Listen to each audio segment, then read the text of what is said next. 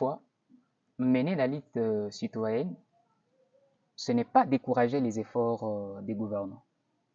C'est pourquoi que l'on se doit de saluer les bonnes œuvres qui sont posées par les gouvernants et qui d'ailleurs ne sont pas nos ennemis, justement pour les encourager à faire mieux davantage, puisque parfois c'est la bonne volonté qui manque dans le chef de certains dirigeants, de certains gouvernants, pour arriver à faire mieux, d'une part. Et d'autre part, lorsque ces derniers posent des actes d'antivaleur, lorsqu'ils ne font pas mieux, en tant que citoyens, engagés pour lever de la conscience citoyenne, engagés pour militer pour le bien-être de la population sociale, engagés pour militer pour la bonne gouvernance, engagés pour lutter contre les injustices sociales et la dépravation de mœurs, engagés pour lutter contre les antivaleurs, lorsqu'un gouvernant pose un acte d'antivaleur ou lorsqu'il ne fait pas bien, l'on se doit de dénoncer cela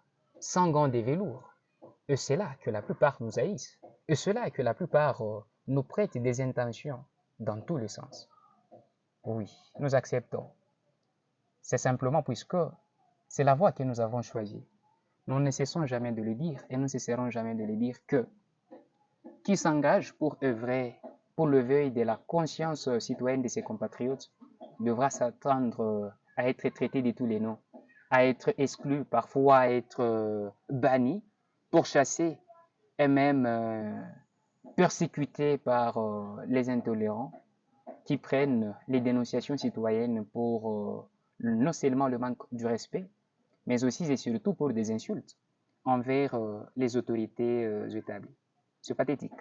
Ça n'a jamais été digne pour des citoyens du monde, voire même du pays, mais c'est plutôt le propre de ces jeux d'individus, de sujets du roi.